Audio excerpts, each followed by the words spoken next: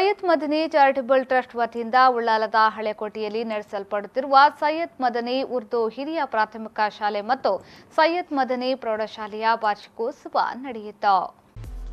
ಮುಖ್ಯ ಶಿಕ್ಷಕ ಕೆಎಂಕೆ ಮಂಜನಾಡಿ ಪ್ರಾಸ್ತಾವಿಕ ಮಾತುಗಳನ್ನಾಡಿದರು.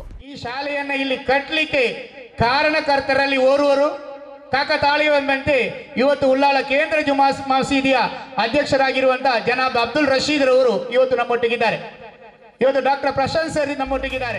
ಅವರಿಗೆ ಒಂದು ನಾನು ಕೇಂದ್ರ ಜುಮಾ ಮಸ್ಜಿದ್ನ ಪ್ರಧಾನ ಕಾರ್ಯದರ್ಶಿ ಹಾಜಿ ಮೊಹಮ್ಮದ್ ತ್ವಾಹಾ ಬಹುಮಾನಗಳನ್ನು ವಿತರಿಸಿದರು. ಉಪಾಧ್ಯಕ್ಷ ಇಸ್ಮಾಯಿಲ್ ಮೂನು ರವಿ ವರ್ಮಾ ಚಿತ್ರ ಸಂಸ್ಥೆ ಮತ್ತು ಪ್ರಗತಿ ಪರ ಸೇವಾ ಸಂಸ್ಥೆಯ ಸ್ಪರ್ಧಾ ಬಹುಮಾನಗಳನ್ನು ವಿತರಿಸಿದರು.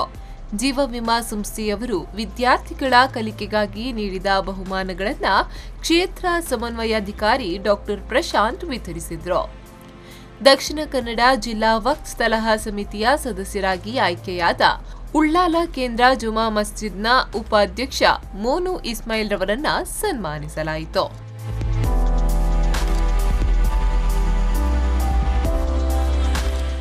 ಉಳ್ಳಾಲ ಕೇಂದ್ರ ಜುಮಾ ಮಸ್ಜಿದ್ನ ಅಧ್ಯಕ್ಷ ಹಾಜಿ ಅಬ್ದುಲ್ ರಶೀದ್ ಕಾರ್ಯಕ್ರಮದ ಅಧ್ಯಕ್ಷತೆಯನ್ನ ವಹಿಸಿ ಮಾತನಾಡಿದರು.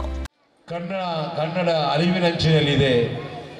ಇದನ್ನೆಲ್ಲ ಮನಗಂಡು ನಮ್ಮ ಸೈಯದ್ ಮದನಿ ಆಡಳಿತ ಸಮಿತಿಯು ನಮ್ಮ ಉಳ್ಳಾಲದಲ್ಲಿರುವಂಥ 2, 3, 4 ಶಾಲೆಗಳು ಅದು ಅಳಿವಿನಂಚಿಗೆ ಹೋಗಬಾರದು ಎಂಬ ಉದ್ದೇಶದಿಂದ ಸುಮಾರು 16 ಲಕ್ಷ ರೂಪಾಯಿ ಬೆಲೆ ಬಾಳುವ ಬಸ್ಸನ್ನು ನಾವು ಸಮಾರಂಭದಲ್ಲಿ ಕ್ಷೇತ್ರ ಶಿಕ್ಷಣಾಧಿಕಾರಿ ಲೋಕೇಶ್, ಶಿಕ್ಷಣಾಧಿಕಾರಿ ಜ್ಞಾನೇಶ್, ಉಳ್ಳಾಲ ಸೈಯದ್ ಮದನಿ ಚಾರಿಟೇಬಲ್ ಟ್ರಸ್ಟಿನ ಉಪಾಧ್ಯಕ್ಷರುಗಳಾದ ಮುಸ್ತಫಾ ಅಬ್ದುಲ್ಲಾ ಮತ್ತು ಯುಕೆ ಇಬ್ರಾಹಿಂ, ತೂಬಾ ಫರ್ನಿಚರ್ ಮಾಲಕ ಹಮ್ಮಬ್ಬ, ಶಾಲಾಭಿವೃದ್ಧಿ ಸಮಿತಿ ಉಪಾಧ್ಯಕ್ಷ ಯುಎನ್ ಇಬ್ರಾಹಿಂ, ಶಾಲಾ ಸಂಚಾಲಕ ಮೊಹಮ್ಮದ್ ಇಸ್ಮಾಯಿಲ್ ಹಾಜಬ್ಬ, ಆಡಳಿತಾಧಿಕಾರಿ ಅಬ್ದುಲ್ ಲತೀಫ್ ಮೊದಲಾದವರು ಉಪಸ್ಥಿತರಿದ್ದರು.